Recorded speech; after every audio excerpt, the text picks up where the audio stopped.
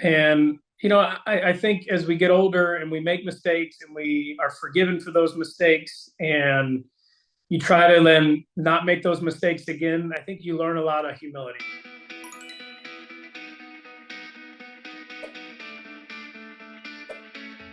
Welcome to Sports Spectrum, keeping Jesus in the sports conversation. Here's your host for today's show, former ESPN producer, Jason Romano.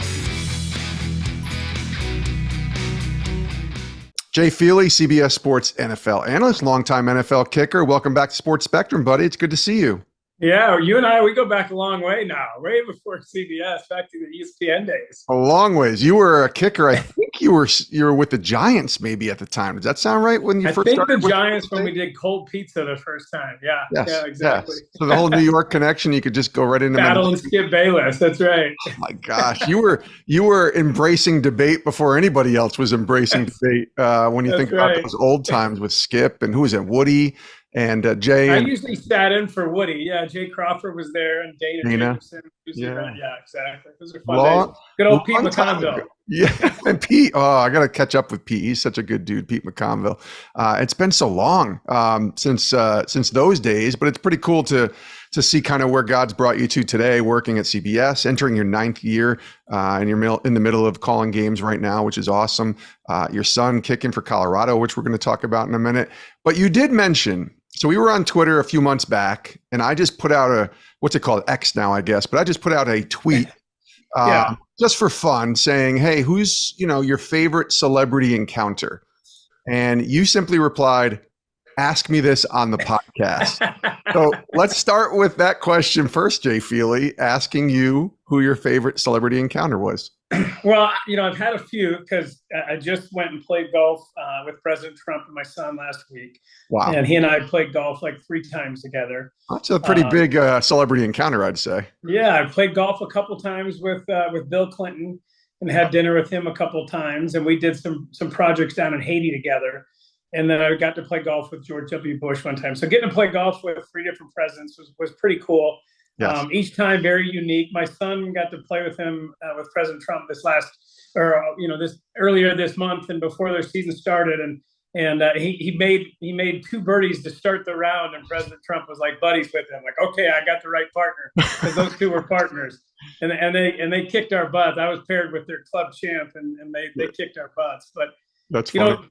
The dinner with Clinton was interesting because I had never met him, and James Caan, the late James Caan, and I were playing in a golf tournament, Michael Jordan's golf tournament together. The actor we're talking about, Godfather. Yes, exactly. And he invited me and my wife to come to dinner with him and his wife after the round. And so I'm like, yeah, that'd be amazing. And I was early in my football career. And so I went back, I told my wife, hey, we're going to go to dinner with James Caan. And so we were kind of waiting. And so finally he called me and I'm like, what's the deal? Are we going? He goes, I'm waiting on Bill. And I said, Bill who? And he said, Clinton. And I'm like, we're going to dinner with Bill Clinton too? He's like, yeah. I'm like, all right. Well, at the end of the day, James had to cancel. Something came up, and so he canceled. So my wife is like, well, we can't go to dinner with Bill Clinton. I'm like, yeah, we are. Like, I got invited. So I show up. And I'm like, hey, Jay Feely, to have dinner with James Caan and Bill Clinton. They're like, oh, we'll show you right back. And so we walk back to the back of Nobu down at Atlantis. And I walk into this private room, and there's 3 people sitting in the room. It's Bill Clinton, it's the chief of staff, and Bob Johnson, who's the CEO of BET. And then now we walk in, and they don't know who we are at all. So I'm like, oh, James Caan invited me to come. They're like, all right, come on. So we sit down, start talking. They're like, where's James? I'm like, oh, he had to cancel. Something kind of came up. So we sat there and had dinner for like 3 hours, and it was just fascinating to talk to, the former president and hear his stories. And, people get kind of caught up in politics and what side you are. And to me, it's like, if you get an opportunity to sit down with the president, regardless if he's the party that you like or not, or that you vote for or not, you respect the office and you're tremendously grateful for that opportunity. And so that kind of started a friendship, and it ended up, and he helped us. We were doing a big project down in Haiti after the earthquake, and we had a deaf community. And, if you're a deaf community and there's no electricity, obviously it's dark and you can't communicate, and you're using sign language. And so they came in and they put solar lights in that project, and kind of through that friendship that helped create an opportunity that was a lot safer, because it took away a lot of the petty crime that was going on, and that helped them to live a better life down there. Now it's pretty rough in Haiti right now, and we still do a lot down there, but I pray for the people down there all the time because of just all the chaos that's going on down there. But that was kind of a cool story. I mean, yeah, not many people I know in my life have had, dinners with 3 different presidents or play golf or whatever it is. That's an amazing story. Let me follow up. Do you have their phone numbers? And I'm just curious, the presidents give out phone. I'm guessing you don't, but presidents don't give out phone numbers, right? No, you have like chief of staff. You have people that you can call. So like my son tells me, hey, I have 3 days off. Let's do something really special. And, he's like, I've always wanted to like play golf with President Trump. And so I'm like, let me try and set it up. And so obviously I text people like, hey, I got these 3 days. If it works out, just tell us where. And we'll fly in, we'll play with him. So that's what we end up doing. Okay. Well, it's good. It's good to have friends in very, very high places. I guess. Right. Connections to friends in high places, right? Yes, exactly. That's awesome. Now, you mentioned Jace. He's kicking now for Colorado. What's it been like going through this with your son, compared to, you played in the NFL for 14 years, kicked at Michigan. Yeah. He's kicking for Colorado. Deion Sanders is his coach. What's this been like right now, watching him kind of go through his own journey? It's been a long journey for him. So if you go all the way back to signing day as a senior in high school, he's so excited. He's committed to Oregon. He's going to Oregon. And it's during COVID, so you didn't get to even do the same recruiting trips. It was all virtual, but he loved the trip when he did it. So signing day morning, I get a text from Oregon, and they're like, hey, would your son walk on? And I'm like, what are you talking about? Like, you guys already offered him, and I turned down all these other schools for him. And anyways, they get, a corner that they didn't think they were going to get. And so he ends up losing his scholarship. And I remember having to walk to him that morning, and he was on the field kicking. And before I could say anything, he's like, Dad, I've been kicking so well. I'm just so glad to have this all over with. And I'm just like crushed, and I'm like, dude, I got bad news. And I'm like, Oregon pulled the scholarship, and, he was just heartbroken. He had already announced it. And it started a 2-year journey for him that was really hard. And, a lot of those schools that had offered, they went on to other kickers. And so he ends up having to walk on at Arizona State and doesn't get a whole lot of playing time there the first, 2 years that he was there. And it was really a faith journey for him, and trying to walk alongside him in that process as a dad and as somebody who had done it as well. And I was out of college for 2 years, not getting any invites into training camp for 2 years. I worked as a financial advisor, and really like just saying, all right, God, are you going to open this door or not? And had to wait for myself. And so we kind of went through that same process and walking alongside him in that, and watching him grow in his faith. And then deciding this year when Herm Edwards and that whole staff gets fired at ASU that, all right, I'm going to go somewhere else and try and get a fresh start. And Deion and I had done games together 6 years ago on Thursday Night Football. And we had gotten to know each other. And this was like Jace's freshman year in football, and Deion was coaching high school football. And so every week, I'd come to the game, and I'd be like, all right, who you got this week? And he'd tell me, and he'd ask me about Jace, and we'd talk. And I haven't found this video that he made for Jace. Like one of the games I couldn't be there, he feel bad not being at the games his freshman year. And so I asked Deion if he'd make a video for Jace and just kind of encourage him. And I sent it to him, and it's him saying, Jace, I'm here with your dad, and we talk about you all the time, and I want you to come play for me in Texas, a kicker who plays linebacker as well. So to come full circle, and they need a kicker after he takes the Colorado job, and Jace is going to transfer. And he ends up at Colorado, accepting a scholarship and going to play there, and just watching this 2-year journey kind of come to fruition, and know how I saw God's hand in that, and guiding him along the way, and watching him mature a lot along the way and go through some tough times and disappointments. And, as part of our faith journey, it's been special to be a walk alongside him in that, and to see the growth that's happened, and to see, and then he gets to Colorado, Jason, and so excited. I drive him up there, drop him off in January, and he starts his new journey. And right away, he has heart issues. And we had no idea. He's never had heart issues before. And all of a sudden, he's got to have this big heart surgery in March. And they got to go in and do an ablation. And had he not ended up at Colorado with the elevation and working out in elevation, which really kind of like started it, maybe we don't find out that he has that. And then he has a cardiac issue because of that. And so in a way, it may have saved his life. And so he does the surgery. He only misses like a couple weeks, and he's back out there doing what he loves to do and kicking and competing and trying to help Colorado win some games this year. So watching him kick is a lot harder for me than going out there kicking myself, because I can't do it. Yeah. So I'm just that nervous dad on the sidelines, hoping that he gets that opportunity and that he comes through. But to be able to walk alongside, when he misses and when he has a tough game or a tough practice or things aren't going the right way, and to be able to like kind of look at his form, tell him what I think he's doing wrong, talk to him mentally about how to handle that and how to move forward, and where your faith plays a big part in that. As he got ready for training camp, I sent him some verses like, just here's what God says about peace and why you can trust in him and how you can go about working as hard as you can. And my son-in-law actually said it to me the other day. He talked about working as if it only depends on you, but trusting as if it only depends on God. That's and good. I thought that was really good, and I sent that to him. It's got to be interesting when your son is going through trials. You're supposed to not go through trials when you're younger. It's supposed to get harder as you get older, like the ages that you and I are at. But when you go through trials when they're younger, I think that really, the Bible talks about it, builds endurance, it builds perseverance, and in many ways it builds trust towards God. You've seen that, I presume, over these, last few years. He had a pretty easy high school run. He started as a freshman, made a 50-yard field goal right away as a freshman. Sports Illustrated does a big, thing on it.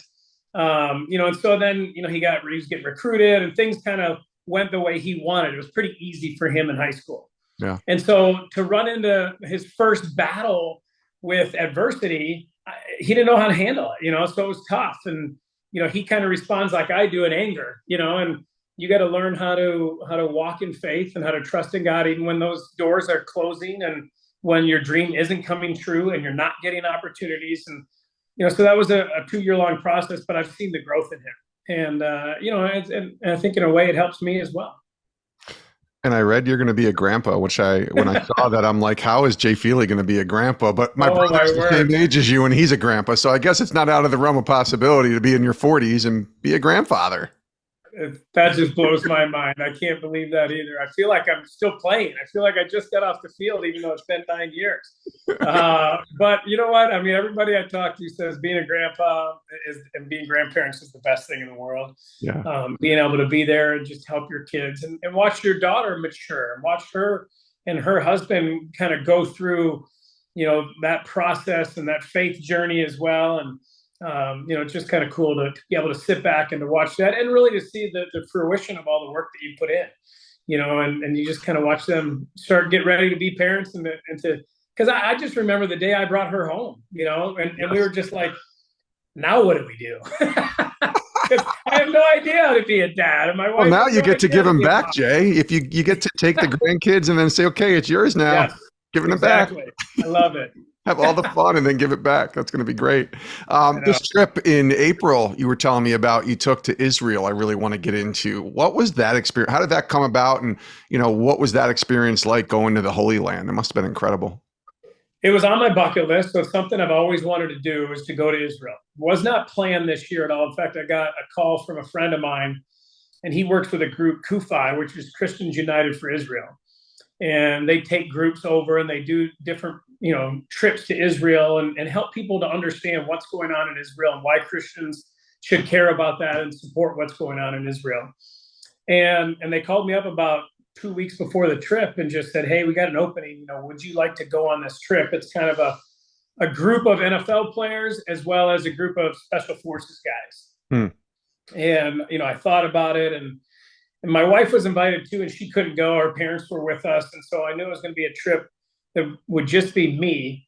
And, I prayed about it a lot, and she was really the one who encouraged me, and felt really strongly that I should go, even though it was 2 weeks, just getting on a plane and going. Literally, I'm talking like the day before the trip, I'm texting them like, hey, what hotel am I even staying at when I get to Poland first? Because we went to Poland for a few days first. And so I didn't really know what to expect. And it was one of the greatest trips of my life. Wow.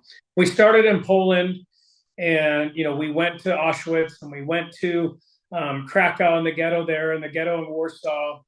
And it was absolutely heartbreaking. Like I physically was ill for a couple of days, just because you see it firsthand. You've read about it, you've heard about the Holocaust, but to go and to see it, and to go and to walk and to see hair for 100 yards of people that they took when they, killed them, and took their hair because they were going to use it to sell, and to put into pillows. I mean, it's just so stark, and so it's just such a gut punch. Yeah.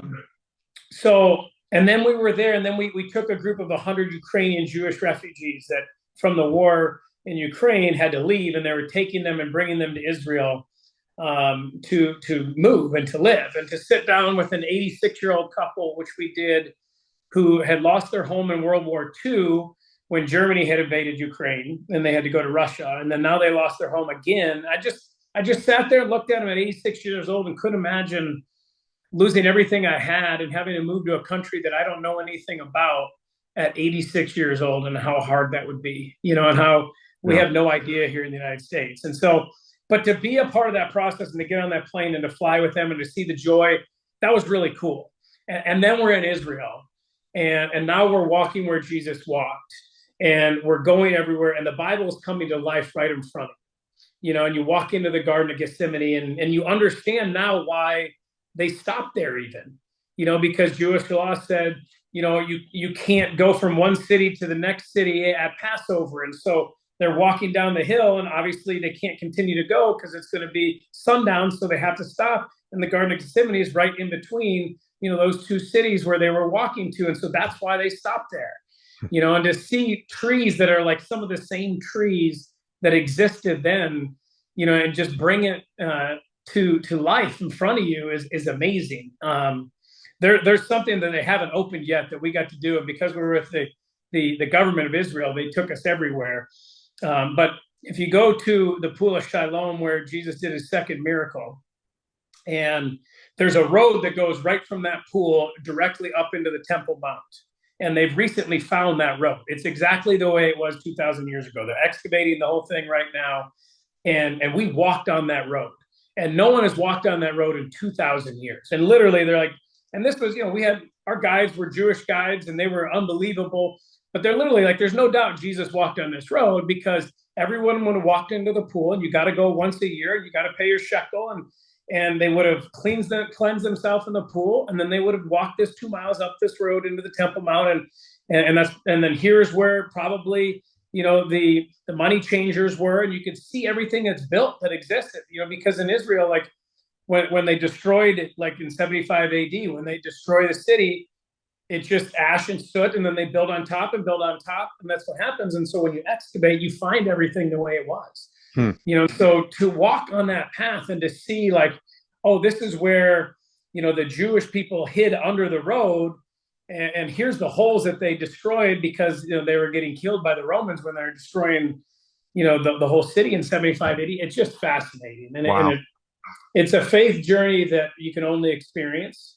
Yeah. And it brings everything to life. And then when I went and touched the wall, and I'm not one of those guys who like has these crazy things happen or thinks, like, I don't buy it. I think most of that, whatever, if somebody says it, okay, but that hasn't been my experiences. And then I touched the wall for the first time. I stand there, you go in, and I touch the wall, and it's literally everything in my body is shaking. And there was like 6 of us who said the exact same thing when we got back on the bus. And so those kind of experiences that, are things I've never had in my life, and they brought everything to reality. And it was very much, the whole thing was a faith journey for me. It was an educational journey. I mean, to walk places and to see things that I didn't know about, like I didn't know anything about Caesarea that King Herod built, on the Mediterranean. I didn't know anything about Masada and what King Herod built on the top of the mountain, and to go up there and to walk that and to see that. And then, of course, I'm with all these special forces guys. So they're like, no, we're jogging it. We're running the whole thing. We are not taking, the shuttle that takes you up to the top. And so I'm like, well, all right, well, I got to keep up with these guys. I'm an old ex-athlete. So I ran, and we did the whole thing, and we ran a couple miles and did all that. And I couldn't walk for like the next 3 days because of my calves and my quads. But it was pretty funny and pretty amazing at the same time. So you were with other NFL guys, you said too, right? Other NFL players that went? Yeah, Sean Alexander was there, which was really cool to be with him. Nick Lowry was there, a couple other guys, and then these special forces guys, which was amazing to see with them. And we went everywhere. We went to the West Bank, we went to the Gaza Strip, we went up to the Syrian border, we went up and saw where Hezbollah was, and so now you understand the geopolitics that exists, which I never really understood. And you understand like how small the country of Israel is, and how there's all these different people up north with Hezbollah on the east coast with the West Bank, and on the south with the Gaza Strip, and why it's so precarious there. And there was, while we were there was some suicide bombers, and there was, some bombs that were sent into the country. And then as soon as I left was when all the kind of this stuff happened with, about 2,000 bombs, and they had showed us everything. And so, you really start to understand everything a lot better, and then go back in history and read about it a lot more, and because you've been there and you've walked it. Wow. That's Jay Feely talking here on Sports Spectrum from CBS Sports. You're in your 9th year at CBS Sports, which is kind of crazy when you think about this journey that you've been on, but you were kind of preparing. I mean, like we talked about, you and I met because you were doing kind of guest work on First Take back in the day at ESPN when I was working on that show. And now you're entering year 9. Does it feel like you've been doing this long? No, not at all. It'd be crazy this year at CBS. We have the Super Bowl, and so I'll get to be on the sideline and do the Super Bowl for the 3rd time, which just kind of blows me away.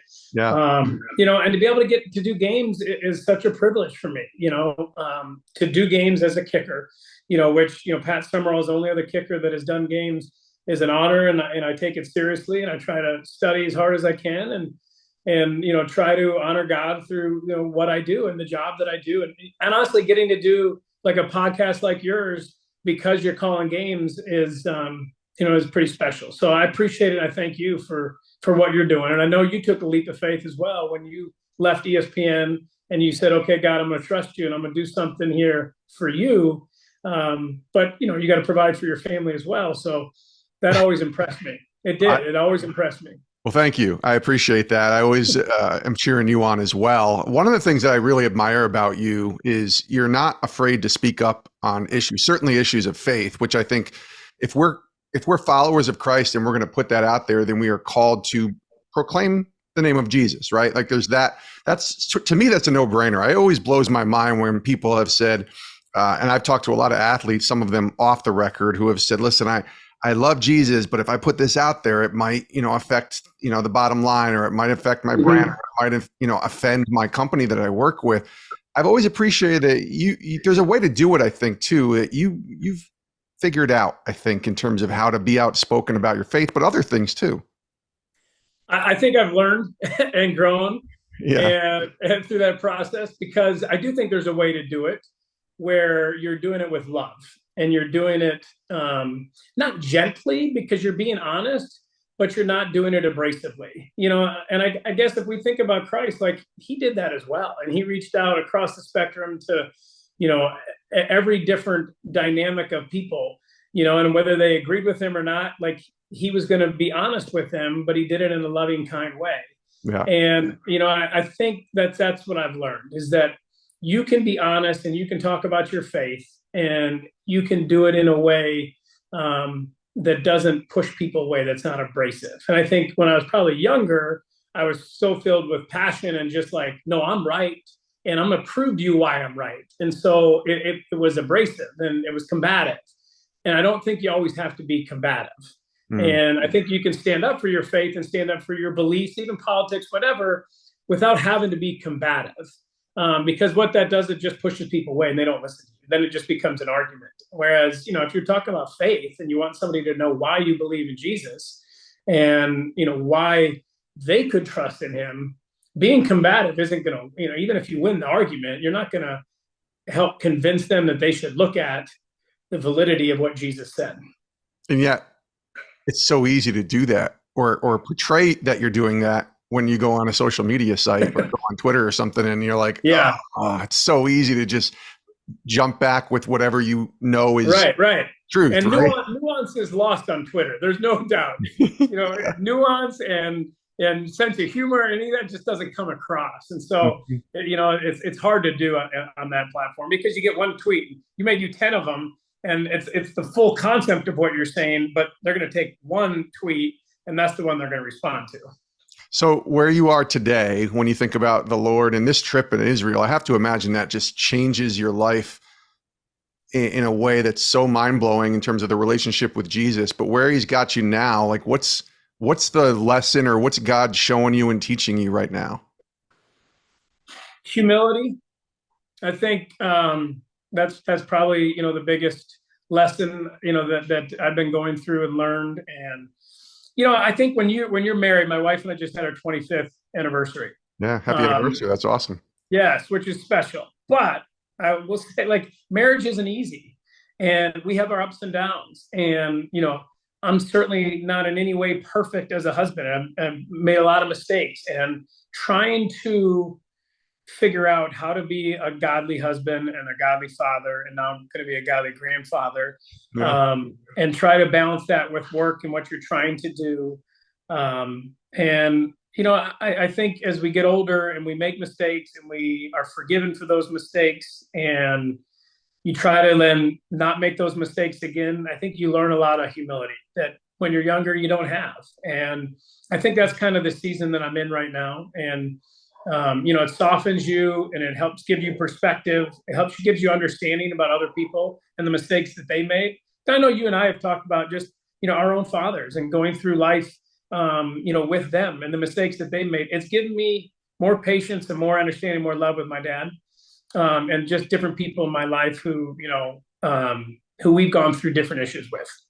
Why is it so hard to exude this to other people outside of the realm of our inner circle, but when it comes to our own family members, let's say somebody who's saved or somebody who's gone through addiction like my dad, or your situation with your father, why is that harder to do? Why? It's true. Because you can forgive somebody at work. Okay, hey, you messed up. You said something. Hey, no big deal. Let's move forward. But, when those people are in your own home, or when they're, relationships, it's something you hold on to for 20 years, 30 years. I don't know. I don't know the answer. We're too close to it. I think that's why. Yeah. I think that's got to be the reason why. All right, let's finish out with some fun. A couple questions here that I think will be fun for you. What's been your favorite game that you've had the chance? You said 2 Super Bowls, so maybe that's one of them, but that you've had a chance to be a part of a broadcast team with, and maybe you were even on the call. So it might be a regular season game that a lot of people aren't thinking about that you've been able to call. What's been your favorite one? I'm smiling because I know exactly what it is. Okay. Because it's the only game that I've been at working, and I was like a fan on the sidelines. Like, I was pushing people around. I was screaming, yelling, because it was the Kansas City Chiefs against the Buffalo Bills, that unbelievable playoff game a couple of years ago, where the last, 5 minutes of that game is the greatest football I've ever seen in my life.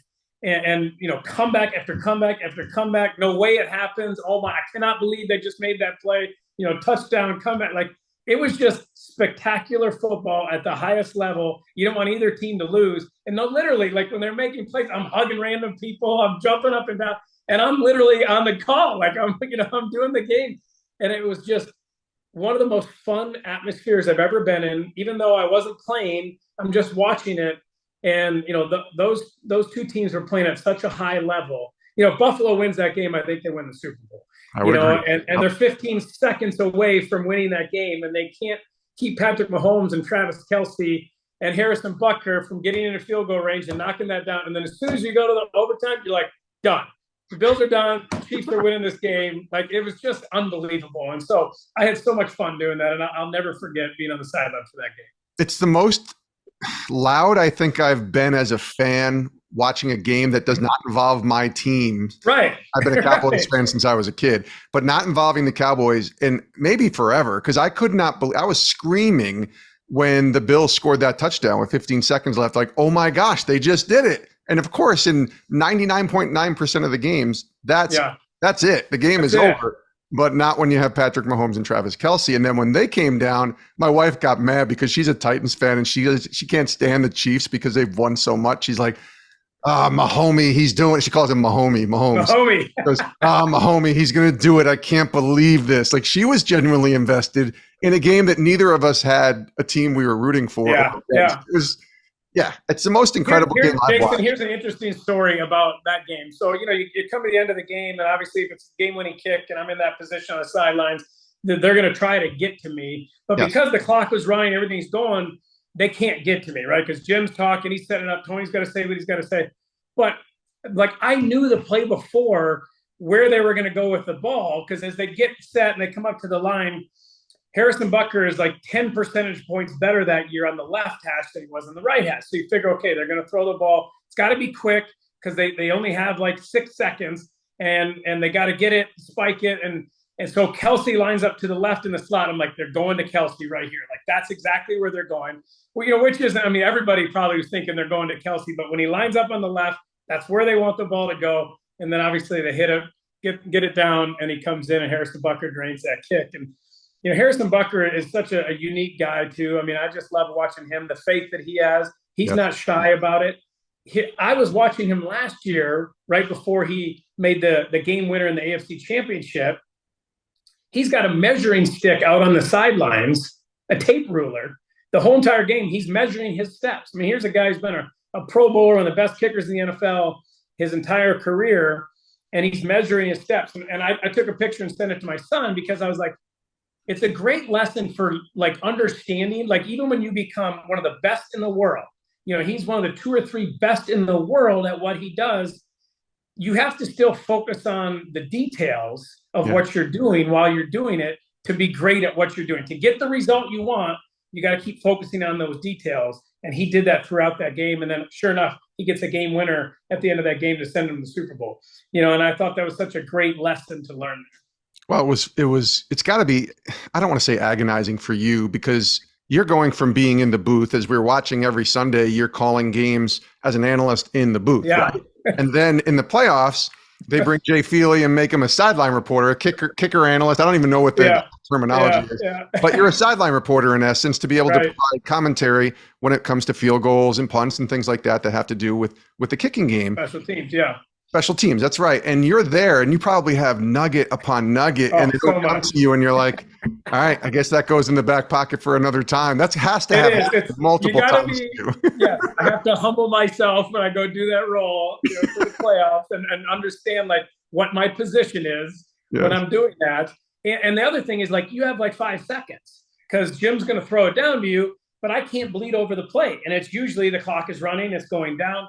So you're talking, but you're watching the play and making sure, okay, if they're taking a little longer, I can keep talking a little bit more, but I got to throw it back to Jim so he can actually set this play up. So those are kind of the dynamics of what you're doing. But it's fun. It's fun. Jim's one of my favorite people. He's been so good to me at CBS and such a kind friend to me since I got there, and had so many cool moments with him. I'm really appreciative of the opportunity to do those games with him. 100%, and we'll probably be out there. It's still early, but we've booked some of the reservations already for the Sports Spectrum trip to Las Vegas. So hopefully, there you go. We'll catch up in person, Jay Feely, and be able to maybe have a meal or something or say hello. So that'd be fun. I'd love it. As we prepare for the Super Bowl. All right, my last question. I had this as kind of a throwaway, but I figured you've played with a lot of legendary players in your journey. You played, even in college, you're Brady's teammate. He's your holder, by the way. I saw Tom Brady was holding for Jay Feely. I got a picture on my wall here of him holding for me. It's just mind-boggling to me that the greatest quarterback of all time was holding for kicks, at Michigan, but he was. So you play with a lot of legends. Who's the most impressive player that you've been a teammate of? And it could be just that one year. It might not be somebody who's going to the Hall of Fame or whatever, but maybe just the one season you were there with them. And a couple guys come to my mind, but I'll let you answer that you've seen in your journey. Athletically, the most impressive player is Michael Vick. And, watching him, especially a young Michael Vick in his second year, and he ran all over the league. And then in his fourth year as well. And we lost in the NFC Championship that year to the Eagles. But, he was just such a better athlete than everyone else on the field. And when you're playing with the greatest athletes in the world, and one guy is just that much higher than everyone else and seemingly can just run around and do whatever he wants. It was a treat. It was one of those guys where you're just on the sidelines. I imagine if you played with Barry Sanders and the Lions in that day, you would feel that way about Barry, watching him, how no one could tackle him because nobody could catch Mike. And his speed was just, when he sprinted, he would take the fastest DBs and they would collide into each other because they would take a bad angle and he would split them right down like he did against Minnesota, run for a touchdown in overtime. And, there was just many, many times where you're just, like dumbfounded on the sidelines at the things he did. And in college, it was Charles Woodson, and Charles was just amazing to watch play both sides of the ball. The best corner in college football. He would lock the receiver down. You put him on whoever it was. We could shift coverage away from him, slide the safeties away from him because they didn't worry because he was going to lock them down. Then he'd flip over on the other side of the ball, even though he didn't play receiver, all the way through college, and come in and be one of our most dynamic receivers on that side of the ball. And then, when it's important, I'll just run back and catch a few punts and return them for touchdowns against Ohio State and lock up the national championship.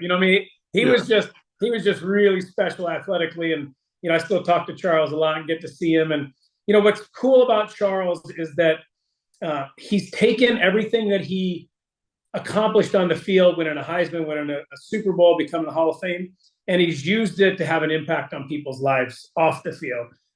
So I love to see the growth in him as a person as well. And so that's really cool to see to this day.